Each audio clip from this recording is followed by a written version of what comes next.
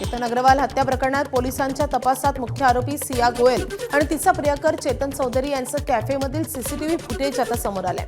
हत्येच्या एक दिवस आधी म्हणजे 17 जूनला आरोपी सिया आणि चेतन दोघेही कॅफेमध्ये भेटले होते। त्याच ठिकाणी त्यांनी केतनच्या हत्येचा कट रचला होता। त्या कॅफेत दोघांनी सुमारे तासभर गप्पाही मारल्या। गर्दीपासून दूर हे दोघंही मोकळ्या जागेत बसल्याचं दिसतंय। दोघंही अगदी जवळ बसून गुप्तपणे चर्चा करत असल्याचं या सीसीटीव्हीत दिसतंय। पावसाचं पाणी आत येत असल्याच्या किरकोळ वादातून ही हत्या झाल्याचं आरोपीच्या वकिलांनी न्यायालयात सांगितलंय। पहिलाच पाऊस असल्यानं आरोपी दरवाजात उभं राहून आनंद घेत होता, मात्र याचा त्रास होत असल्यानं इतर प्रवाशांनी त्याला विरोध केला। यावेळी मयंक लोहार आणि त्याच्यात वाद झाला। या रागातून आरोपीनं मयंक लोहारच्या छातीवर आणि पोटावर वार केले, ज्यात मयंकचा दुर्दैवी मृत्यू झालाय। दरम्यान हल्ल्यानंतर चाकू सबवेमध्ये फेकून दिल्याचं आरोपीनं सांगितलंय।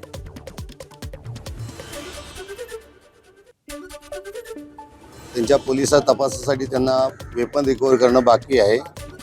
अजून त्यांचं असं म्हणणं आहे की ह्या गुन्ह्यामध्ये या दोघांमध्ये काही पूर्ववैमनस्य वगैरे आहे का, असं पोलिसांचं म्हणणं आहे। त्या दिशेने पोलिसांना तपास करायचा आहे असं पोलिसांनी कोर्टापुढे आपलं म्हणणं मांडलं आहे। त्यासाठी त्यांनी मॅक्झिमम 7 दिवसाची पीसी मागितली होती। पोलिसांचं म्हणणं ऐकल्यानंतर माननीय न्यायालयाने त्यांना 30 तारखेपर्यंत पोलीस कस्टडी दिलेली आहे। मुंबई लोकलमधील खून प्रकरणातील आरोपी रोशन सुवर्णा हा मीरा रोडमधील मेघदूत सोसायटीमध्ये भाडेतत्वावर राहत असल्याची माहिती समोर आली आहे। यानंतर मनसे शहराध्यक्ष संदीप राणे यांच्या नेतृत्वाखाली शिष्टमंडळानं मेघदूत सोसायटीला भेट दिली आहे। रोशन सुवर्णानं भाडेतत्वावर घेतलेलं घर तत्काळ रिकामं करून घेण्याबाबत लेखी निवेदन त्यांनी सादर केलंय। समाजात कायदा व सुव्यवस्था राखण्यासाठी तसंच नागरिकांमध्ये सुरक्षिततेची भावना कायम राहावी या दृष्टीनं सोसायटी प्रशासनानं योग्य ती कार्यवाही करावी अशी मागणी मनसेनं केली आहे।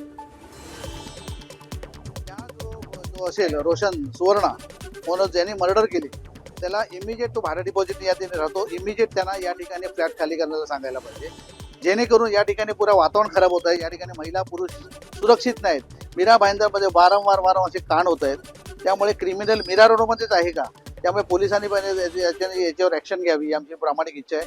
त्याचबरोबर या ठिकाणी जे फ्लॅट ओनर आहेत त्यांनी ताबडतोब त्या व्यक्तीला नोटीस द्यावी आणि ताबडतोब या ठिकाणी फ्लॅट करून जावं।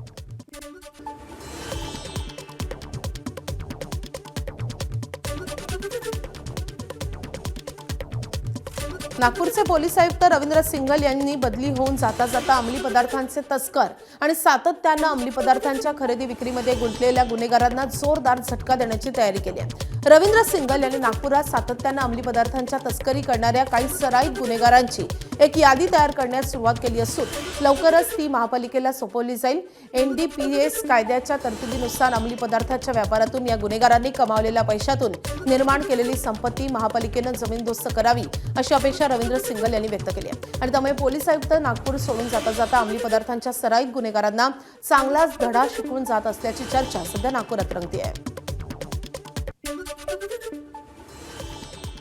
जर क्राईमची प्रोसीड्समधून जर कोणी जर आपली संपत्ती अर्जित केली असेल किंवा बनवली असेल तर त्याला डॅमेज म्हणजे डिमॉलिश करण्याचा आणि त्याला ताब्यात घेण्याचा असा अधिकार आहे याच्यात। आणि त्याच्यासाठी आपल्याला जे सिविक अथॉरिटीज असतात जसे महानगरपालिका त्याला आपण त्याची यादी विथ प्रूफ ते दिली पाहिजे। जर तो इलिगल याच्यात त्याचं बांधकाम झालं असेल किंवा त्याचे प्रोसीड्समध्ये झाला असेल तर तो डेमोलिश करण्याचा अधिकार आहे आणि ती आधी आम्ही आता आमचे तयार होत आहे।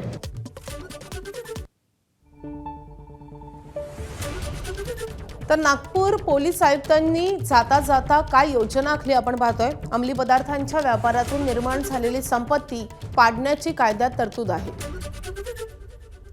तर पोलिसांनी सातत्यानं संबंधित गुन्हेगारांची यादी मनपाला दिल्यास मनपाही कारवाई करू शकते। याच तरतुदीचा वापर करत नागपूर पोलीस आयुक्तांनी अंमली पदार्थ व्यापारातील गुन्हेगारांची एक यादी बनवली आहे। तर लवकरच यादी नागपूर मनपाला सोपवली जाईल। तर यादी प्राप्त झाल्यावर नागपुरात संबंधित गुन्हेगाराच्या मालमत्तांवर बुलडोझर फिरण्याची अपेक्षा आहे।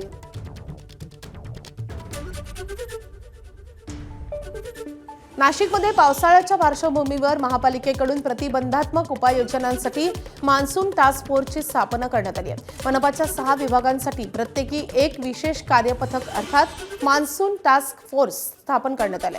या पथकामध्ये बांधकाम, पाणीपुरवठा, घनकचरा व्यवस्थापन आणि उद्यान विभागातील अधिकारी आणि कर्मचाऱ्यांचा समावेश आहे. इतर विभागातील कर्मचाऱ्यांनी देखील समन्वयानं कार्यवाही करण्याचे निर्देश मनपा आयुक्तांनी दिलेत. पावसाच्या पाण्याचा निचरा करण्यासाठी आवश्यक कामं करणं आणि त्यासाठी लागणारी यंत्रसामुग्री उपलब्ध करून देण्याची सूचनाही त्यांनी केली आहे. पावसाच्या काळात नाशिककरांवर कोणताही परिणाम होणार नाही यासाठी मनपानं विशेष खबरदारी घेतली आहे. जून महिना संपत आला तरी धुळे जिल्ह्यात अद्याप अपेक्षित सार्वत्रिक पाऊस झालेला नाही. प्रशासनानं दिलेल्या 24 जूनपर्यंतच्या आकडेवारीनुसार जिल्ह्यात जून महिन्याच्या एकूण सरासरीच्या तुलनेत केवळ 23.5% पाऊस नोंदवला गेलाय. यामुळे जिल्ह्यातील खरीप पेरण्या खोळंबल्या असून शेतकरी आता मोठ्या पावसाची चातकासारखी वाट पाहतात. जिल्ह्यात सध्या पावसाची असमानता पाहायला मिळते. शिंदखेडा तालुक्यात सर्वाधिक 36.3% पाऊस झाला असून साक्री तालुका अवघ्या 14.7% पावसासह सर्वात मागे. नाशिक विभागात सरासरी 25.6% पाऊस झाला असताना धुळे जिल्ह्यात 23.5%वर थांबलेला आहे आणि त्यामुळे आगामी काही दिवसात दमदार पाऊस न झाल्यास खरीप हंगामावर मोठा परिणाम होण्याची शक्यता व्यक्त होते आहे. मृग नक्षत्र संपलं तरी नांदेडमध्येही म्हणावा तसा पाऊस झालेला नाही. अखेर रात्री वरुणराजानं जोरदार हजेरी लावली आहे. अनेक दिवसांपासून ढगाळ वातावरण असल्यानं शेतकऱ्यांच्या नजरा या पावसाकडे लागल्या होत्या. अखेर पावसानं जोरदार हजेरी लावल्यानं शेतकरी वर्गामध्ये आनंदाचं वातावरण निर्माण झालंय. वर्ध्यामध्ये सलग दुसऱ्या दिवशी पावसानं दमदार हजेरी लावली आहे. जोरदार पडलेल्या पावसामुळे वातावरणात गारवा निर्माण झाला होता. पावसामुळे जिल्ह्यातील शेतकऱ्यांच्या शेती कामांना वेग आलाय. तसेच काही ठिकाणी सतत पडणाऱ्या पावसामुळे रस्त्यावर पाणी देखील साचल्याचं पाहायला मिळालं. गोंदिया जिल्ह्यातील ग्रामीण भागात अखेर पावसानं जोरदार हजेरी लावली आहे. अनेक दिवसांपासून पावसाच्या प्रतीक्षेत असलेल्या शेतकऱ्यांना यामुळे मोठा दिलासा मिळालाय. जोरदार पडलेल्या या पावसामुळे खरीप हंगामातील पेरणीच्या कामांना आता वेग येणार आहे. त्यासोबतच ज्या शेतकऱ्यांनी पेरणी केलेली आहे त्यांना धान पिकाच्या नर्सरीला मोठा फायदा होईल. पडलेल्या पावसामुळे वातावरणात गारवा निर्माण झाल्यानं नागरिकांना उकाड्यापासूनही दिलासा मिळाला. रेल्वेच्या प्रश्नांबाबत मुंबई विभागातील खासदारांच्या विभागीय समितीची महत्त्वाची बैठक पार पडली आहे. या बैठकीत रेल्वे प्रवाशांचे प्रश्न आणि सुविधांवरून ठाणे लोकसभेचे खासदार नरेश म्हस्के यांनी रेल्वे अधिकाऱ्यांची चांगलीच खरडपट्टी काढली. तसंच ठाणे रेल्वे स्थानकाच्या पुनर्विकासास गती द्या, ठाणे पनवेल लोकल फेऱ्या वाढवा, कल्याण बदलापूर, कल्याण आसनगाव 4थ्या मार्गिकेचं काम लवकरात लवकर मार्गी लावा, दुरांतो एक्सप्रेसला ठाणे पनवेल थांबा द्या, दिघा येथील मोगली धरण नवी मुंबई महापालिकेला हस्तांतरित करा आदी विविध मागण्या खासदार नरेश म्हस्के यांनी बैठकीत केल्यात. या मागण्यांना सकारात्मक प्रतिसाद रेल्वेच्या वरिष्ठ अधिकाऱ्यांनी देत ते लवकरात लवकर मार्गी लावण्याचं आश्वासन दिलंय. विरार पूर्व भागात असलेल्या पुष्प प्लाझामधील इंड्स या बँकेच्या कार्यालयाला रात्री 11 वाजण्याच्या सुमारास आग लागली आहे. या आगीचं कारण अस्पष्ट आहे. सुदैवानं रात्रीच्या सुमारास ही आग लागल्यामुळे कोणतीही जीवितहानी झाली नाही. अग्निशमन दलाच्या जवानांनी ही आग आटोक्यात आणली आहे. आगीमुळे मोठं नुकसान झालंय.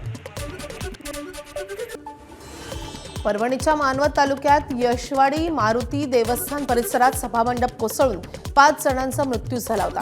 या दुर्घटनेतील मृतांच्या कुटुंबियांना देवस्थानानं प्रत्येकी 5 लाखांची आर्थिक मदत जाहीर केली आहे. मंदिर संस्थानचे अध्यक्ष शिवेंद्र चैतन्य स्वामी यांच्या वतीनं मृतांच्या नातेवाईकांना हा धनादेश सुपूर्द करण्यात आला. मंठा तालुक्यातील संतोष गडदे यांच्या पत्नी सुनीता गडदे तसंच वडवणी येथील श्रीकृष्ण गवारे यांच्या पत्नी वंदना गवारे यांनाही मदत देण्यात आली असून उर्वरित मृतांच्या कुटुंबियांनाही प्रत्येकी 5 लाख रुपये देण्यात येतील. मार्च, एप्रिल आणि मे 2026 दरम्यान अवकाळी पावसामुळे नुकसान झालेल्या शेतकऱ्यांना दिलासा देण्यासाठी राज्य सरकारनं 334 कोटी 98 लाख रुपयांच्या मदतीला मंजुरी दिली आहे. मदत आणि पुनर्वसन विभागाकडून या संदर्भातील शासन निर्णय जारी करण्यात आलाय. कोकण विभागातील आंबा आणि काजू उत्पादक शेतकऱ्यांच्या नुकसानीसाठी 209 कोटी 10 लाख रुपयांची मदत मंजूर करण्यात आल्याची माहिती मंत्री मकरंद जाधव पाटील यांनी दिली आहे. नाशिक जिल्ह्यातील मालेगाव तालुक्यात अजूनही समाधानकारक पाऊस न झाल्यानं शेतकरी चिंतेत आहे. महिनाभरापूर्वी पेरणीसाठी तयार करून ठेवलेल्या जमिनी पावसाअभावी पुन्हा कडक झाल्यानं अनेक शेतकऱ्यांवर दुबार मशागत करण्याची वेळ आली आहे. जून महिना संपत आला तरी पावसानं दडी मारल्यानं पेरणीचं नियोजन पूर्णपणे विस्कळीत झालंय. पेरणी उशिरा झाल्यास उत्पादन घटण्याची भीती शेतकरी व्यक्त करतात. निसर्गाच्या असमतोलामुळे त्यांच्या समोर आर्थिक संकट उभं राहण्याची शक्यताही निर्माण झाली आहे. जळगावच्या रावेर तालुक्यातल्या अहिरवाडी गावात झालेल्या अतिवृष्टीमुळे नागरिकांवर मोठं संकट कोसळलंय। मुसळधार पावसामुळे अनेक घरांमध्ये पाणी शिरून संसारोपयोगी साहित्य वाहून गेलंय, तर काही घरही पाण्याच्या प्रवाहात नुकसानग्रस्त झाली आहेत। याशिवाय काही नागरिकांची गुरंही वाहून गेल्याची माहिती आहे। विशेषतः संविधान नगर परिसरातील कुटुंबाचं मोठं नुकसान झालं असून त्यांच्या समोर उपजीविकेचं गंभीर संकट निर्माण झालंय। घरातील अत्यावश्यक वस्तू वाहून गेल्यानं प्रभावित नागरिकांनी सरकारकडे तातडीच्या आर्थिक मदतीची मागणी केली आहे। अहिरवाडी गावातले नुकसानग्रस्त जे काही नागरिक आहेत त्यांच्यासोबत आपण बातचीत करणार आहोत। ताई, काय सांगाल, काय नुकसान झालंय तुमचं? ताई, पुढे या तुम्ही।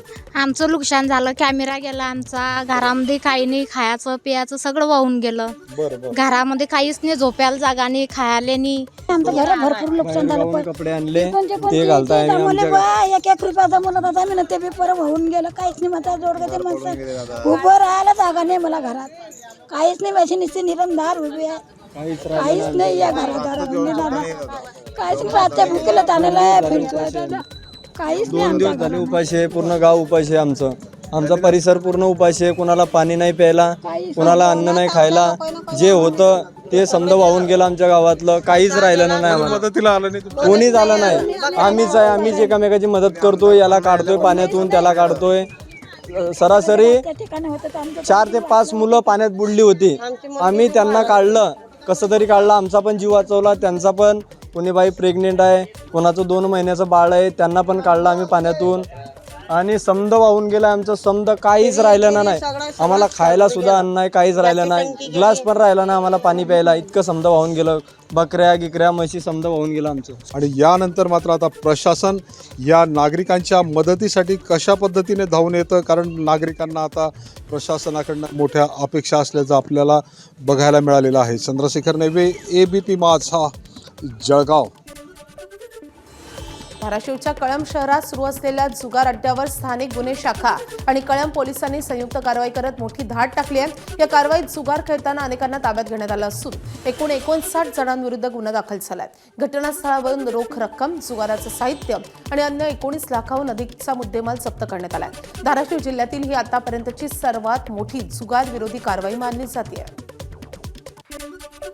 अयोध्येतील श्रीराम जन्मभूमी तीर्थ क्षेत्र ट्रस्ट FIR दाखल केल्यानंतर 8 जणांना आरोपी बनवण्यात आले। ट्रस्टचे सदस्य कृष्ण मोहन यांनी SITच्या प्राथमिक अहवालाच्या आधारे तक्रार केली आहे। या कारवाई दरम्यान पोलिसांनी त्वरित पावलं उचलत 7 प्रमुख आरोपींना चौकशीसाठी ताब्यात घेतलंय।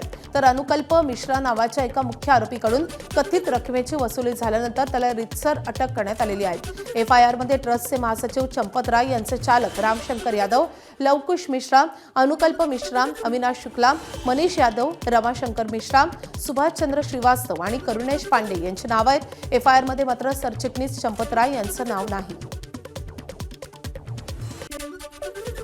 तर ऑपरेशन टायगरच्या पुन्हा चर्चा रंगत असतानाच इकडे उद्धव ठाकरेंनी 6 फुटीर खासदारांविरोधात रणशिंग फुंकलंय।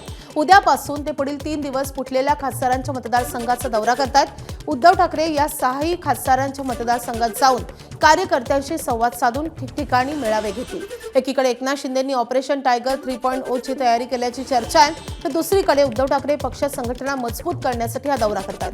आज ते नागपुरात दाखल होतील आणि त्यामुळे फुटलेल्या खासदारांवर उद्धव ठाकरे त्यांच्याच मतदारसंघामध्ये जाऊन नेमकं काय बोलणार हे पाहणं महत्त्वाचं असेल। मुंबईमध्ये आज सकाळी 9 वाजता दादर येथील सावरकर सभागृहात मनसेच्या पदाधिकाऱ्यांची बैठक पार पडणार आहे। या बैठकीमध्ये मनसे अध्यक्ष राज ठाकरे मुंबईतील पदाधिकाऱ्यांना मार्गदर्शन करणार आहेत।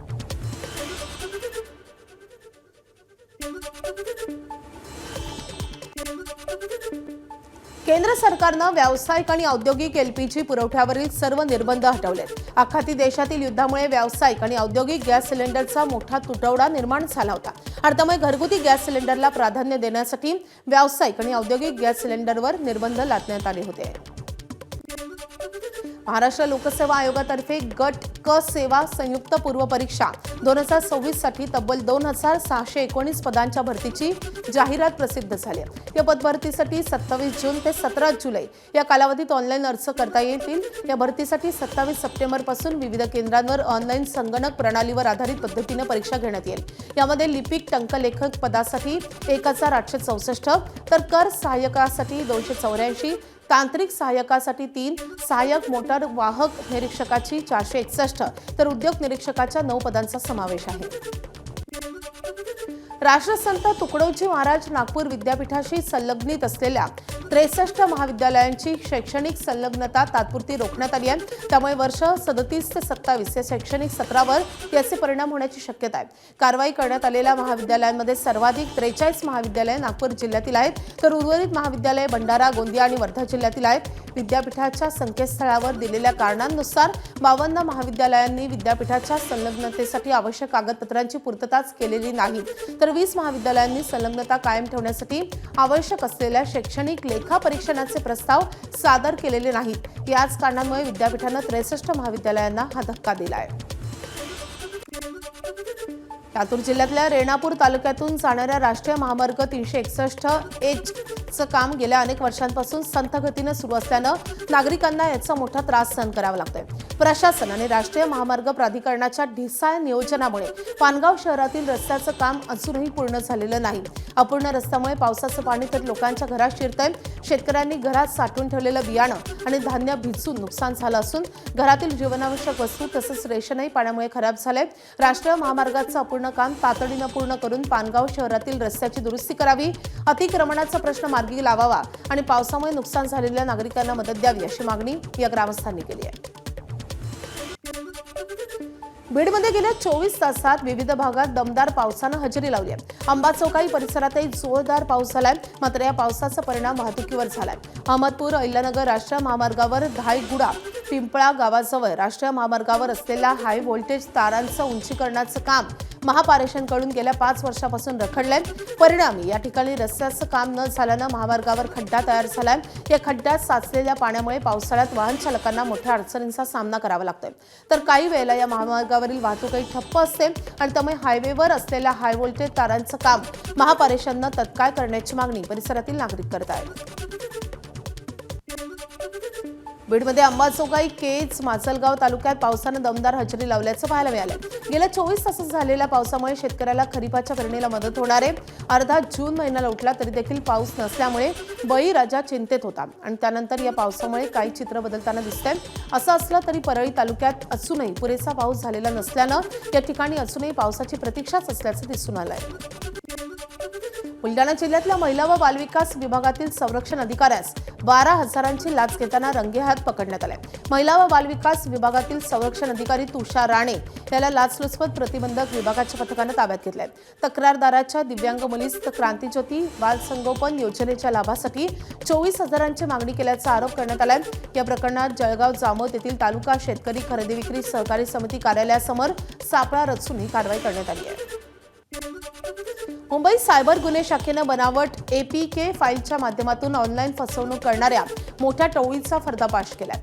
RTO ई-चलन आणि MGL गॅस अनलॉक यासारख्या बनावट ॲप्सद्वारे बँकेची माहिती घेऊन नागरिकांची फसवणूक केली जात होती। या प्रकरणी झारखंड, बिहार आणि दिल्लीतून 6 आरोपींना अटक करण्यात आली आहे। तपासादरम्यान सुमारे 43 कोटी 25 लाख रुपयांची रक्कम गोठवण्यात आली असून या टोळीचा देशभरातील तब्बल 3,206 सायबर गुन्ह्यामध्ये सहभाग असल्याचंही उघड झालंय। दरम्यान आरोपींकडून आणखी कोणत्या प्रकारे फसवणूक करण्यात आली याचा सखोल तपास सायबर पोलिसांकडून सुरू आहे। मुंबईच्या मालवणी परिसरात एक व्यक्ती FSSAI अधिकारी असल्याचं भासून हॉटेल आणि खाद्यपदार्थांच्या दुकानांकडून खंडणी उकळत होती। संशय आल्यानंतर स्थानिकांनी त्याला ताब्यात घेत त्याची चौकशी केली आणि नंतर मालवणी पोलिसांच्या स्वाधीन केले।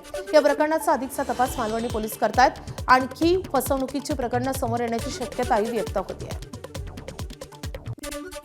सातारा पंढरपूर मार्गावरच्या तांदूळवाडीमध्ये पिकअप वाहन विहिरीत कोसळून झालेल्या भीषण अपघाताचा तपास सुरू असतानाच धक्कादायक माहिती समोर येते। महामार्गाचं काम अपूर्ण असतानाही हे पूर्ण झाल्याचा दाखला देण्यात आल्याचं या तपासात उघड झालंय।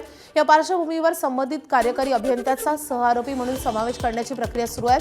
दरम्यान MSRDC कडून असा दाखला कसा देण्यात आला याची चौकशी राष्ट्रीय महामार्ग प्राधिकरणाच्या अधिकाऱ्यांकडून सुरू आहे।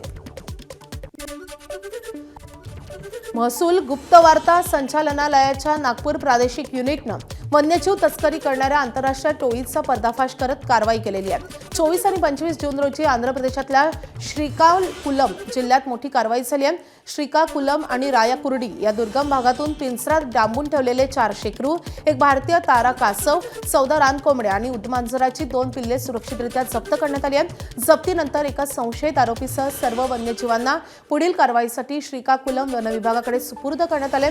विदेशी पाळीव प्राण्यांची मागणी आणि वन्यजीव संग्राहकामुळे ही तस्करी होत असल्याचं लक्षात आलं असून नागरिकांनी अशा गुन्ह्याची माहिती सुरक्षा यंत्रणांना द्यावी असं आवाहन DRIनं केलं आहे.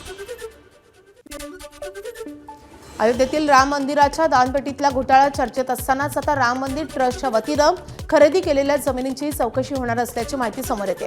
SITच्या वतीनं ट्रस्टच्या मार्फत खरेदी करण्यात आलेल्या जमिनी आता अंडर स्कॅनर आल्यात. या चौकशी अंतर्गत 2021 सालापासून ट्रस्ट मार्फत खरेदी झालेल्या जमिनी आणि त्यांच्या दस्तऐवजांची चौकशी केली जाईल. सोबतच जमीन खरेदीशी संबंधित निर्णय प्रक्रियेत ट्रस्टच्या पदाधिकाऱ्यांची तसेच संबंधित व्यक्तींची नेमकी भूमिका काय होती याचाही तपास केला जाणार आहे.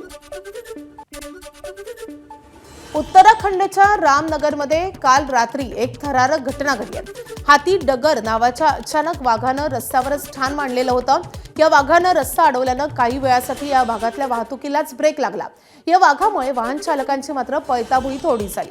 काहींनी वाघाचा हा थाट आपल्या कॅमेऱ्यात कैद केला तर काहींनी रस्त्यावरूनच धूम ठोकली आहे. सध्या हा व्हिडिओ सोशल मीडियावर चांगलाच व्हायरल होतोय. DFO प्रकाश आर्य यांनी सुद्धा या घटनेची पुष्टी केली आहे.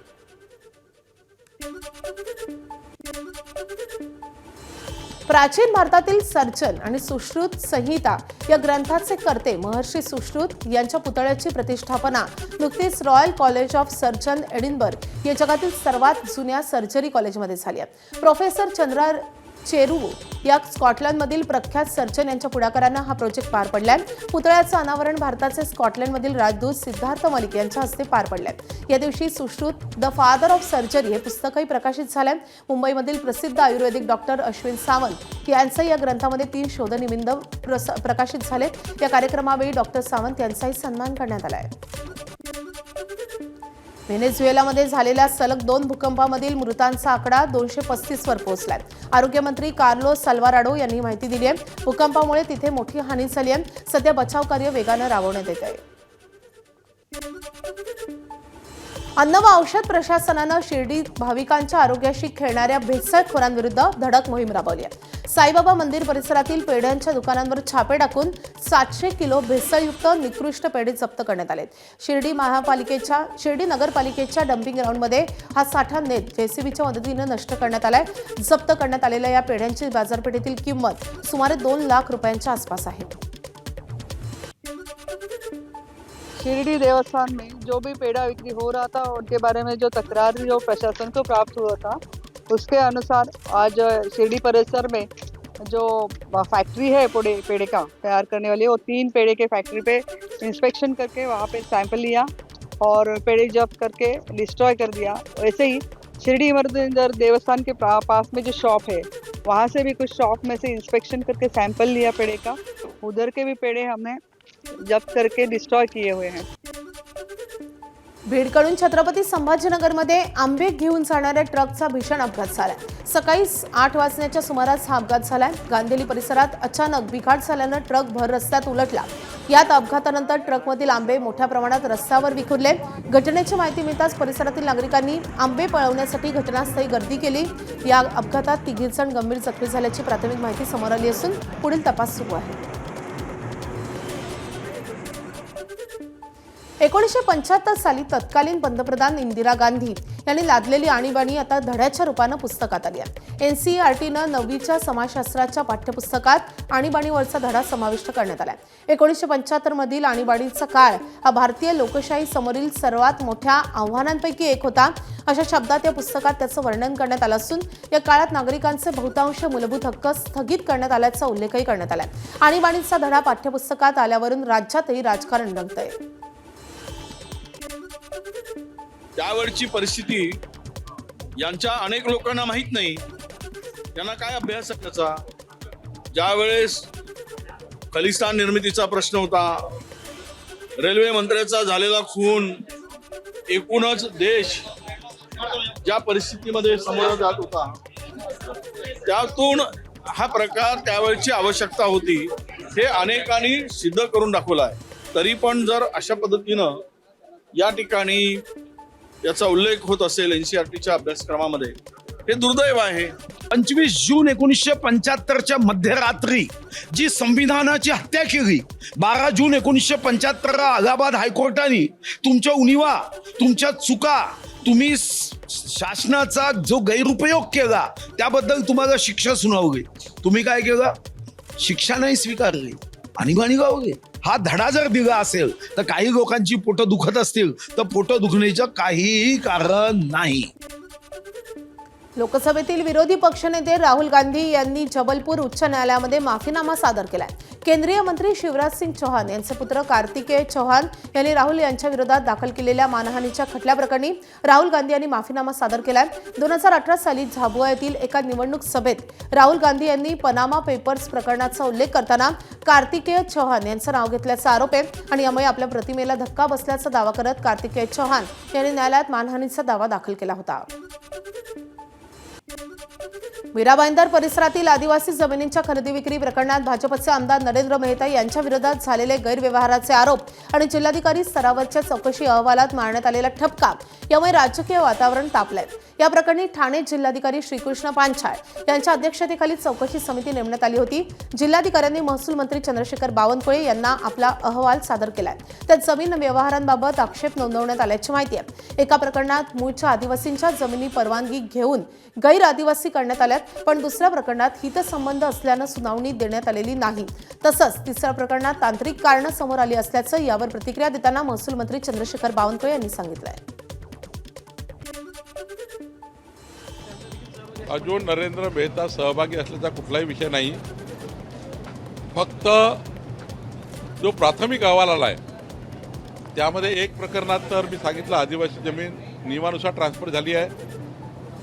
दुसऱ्यामध्ये जे हितसंबंध जे आहेत त्या ज्या लोकांना त्यांना सुनावणी देण्यात आली नाही आहे ती सुनावणी द्यावी लागेल. आणि तिसरं काही तांत्रिक अडचणी एका याच्यामध्ये आहे ज्याच्यामध्ये जिल्हाधिकारी यांनी ते परिपूर्ण करून घ्यायचे आहेत. या तीनही अहवाल माझ्याकडे आले आहे. राज्य सरकार तीनही अहवाल स्वीकारेल आणि यावर कारवाई करेल.